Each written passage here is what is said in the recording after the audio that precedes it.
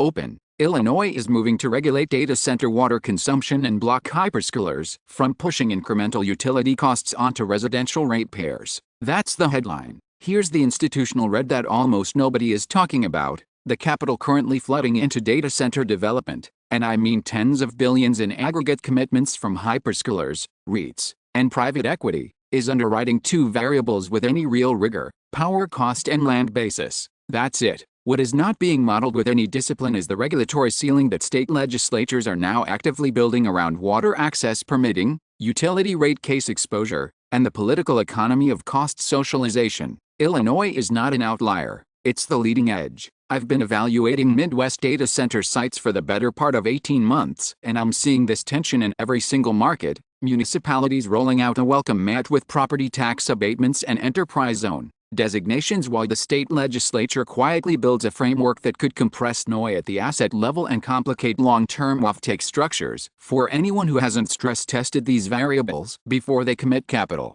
today I want to walk through the data, explain the mechanism driving this, where mid-market capital still has a clean entry point, what the bear case actually looks like, and what I'm doing right now. The data layer. Let's start with the numbers on the ground. According to CBRE's 2024 North American Data Center Trends Report, primary and secondary market data center inventory grew 26% year over year. Northern Virginia is still the dominant market, roughly 4,200 megawatts of operational capacity, but the development pipeline is spreading hard into the Midwest because the coasts have a power problem. PJM Interconnection, which manages the grid across 13 states including Illinois, reported in its 2023 load forecast that data center power demand projections had roughly doubled relative to their prior 5-year outlook. PJM's interconnection queue, as of mid-2024, had over 1,200 projects, totaling nearly 250 gigawatts of requested capacity. The grid is congested, and new interconnection timelines in some PJM zones are running 5 to 7 years.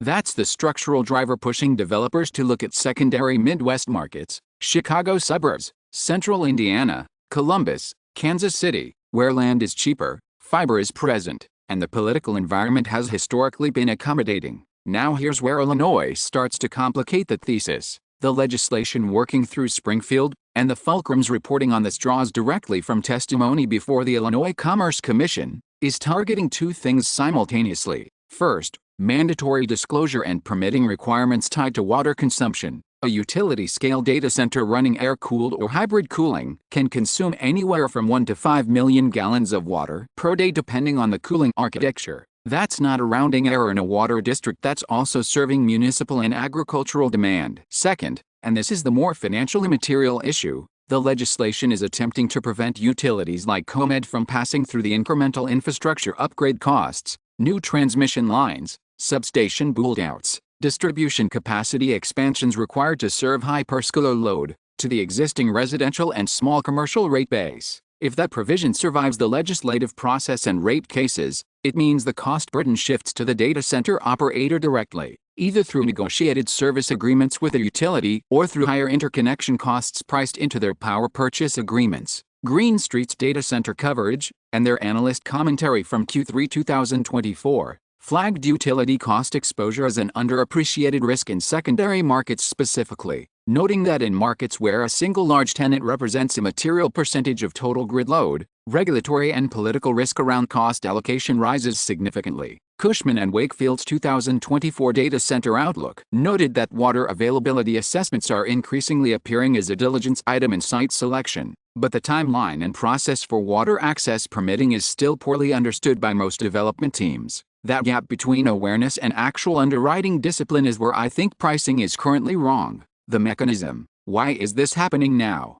Two converging forces. The first is the raw scale of AI-driven power demand. When you're talking about a hyperscaler running training workloads, NVIDIA H100 and H200 clusters running at full utilization, you're looking at power densities of 50 to 100 kilowatts per rack versus a traditional enterprise colocation deployment at 8 to 12 kilowatts per rack. That step change in density is what's driving the water consumption issue, because liquid cooling, which is the only architecture that handles that power density efficiently at scale, is significantly more water-intensive than traditional air-cooled designs. Meta's data center in DeKalb, Illinois was the subject of local reporting in 2023 when water consumption figures became public. The facility was drawing approximately 2.8 million gallons per day at peak. That number became a political liability. The second force is the political economy of utility regulation. State legislators are catching the framing that billion-dollar corporations are getting infrastructure built on the backs of residential ratepayers who are already dealing with elevated energy costs post-2022.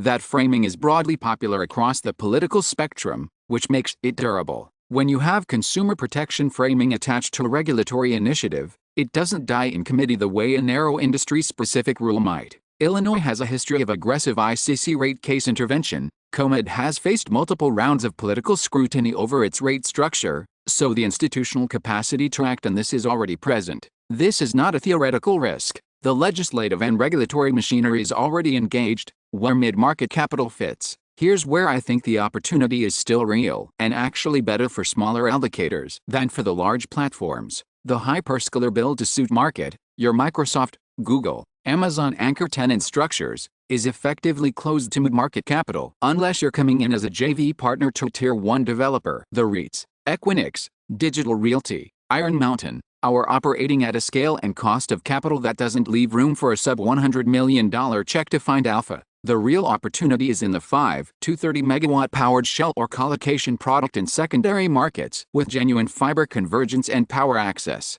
Structured as a development play or a value-add acquisition of an existing facility that was built for enterprise workloads and needs to be recapitalized and released for edge AI or regional cloud use. The specific edge I'm describing is this: if you can do the regulatory diligence that the larger platforms are doing sloppily or skipping entirely, water access permitting timelines, utility rate case exposure, municipality versus state-level incentive durability, you can underwrite risk more precisely than your competition and acquire or develop assets at a basis that reflects the headline risk without fully pricing in your ability to navigate it. Concretely, a powered shell in a submarket like Indianapolis, Columbus, or Kansas City, where the municipality has issued a pilot agreement and the utility has a clean interconnection queue position, but where the state has not yet enacted the kind of regulatory framework Illinois is moving toward, is a better, risk-adjusted entry point right now than a comparable asset in Illinois where the regulatory uncertainty is already baked into the political environment but not yet fully into cap rates.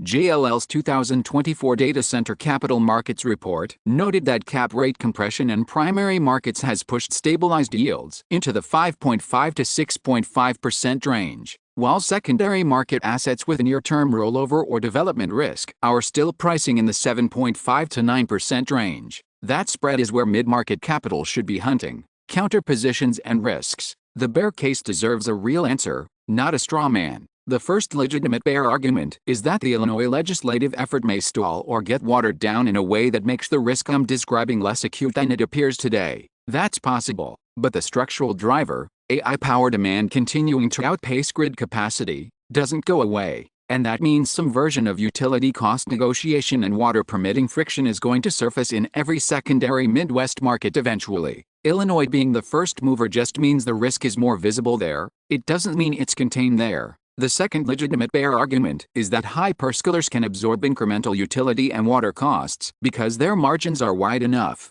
That's also partially true for the anchor tenant, but it creates a structural problem for any developer or owner-operator who has underwritten a spec development or a colocation product to a cost basis that assumed pre-regulatory power and water costs. If your tenant's effective cost structure changes materially because they're now absorbing infrastructure charges directly, that affects lease renewal economics and tenant retention even if the tenant doesn't default. You won't see that in a DSCR today, you'll see it at the 5-year lease renewal. The third risk is interest rate sensitivity. Data center development is capital intensive. Construction financing at current rates compresses development spreads meaningfully, and if rate relief is slower than the forward curve currently implies, deals underwritten to a mid-2025 refi assumption are going to face real pressure. That's not unique to this sector, but it's worth stating plainly. The position I'm taking, what I'm actually doing right now, I've added a specific regulatory and water access diligence module to my site selection criteria for any data infrastructure asset I'm evaluating in PJM territory. That means before I look seriously at a deal, I want 3 things answered.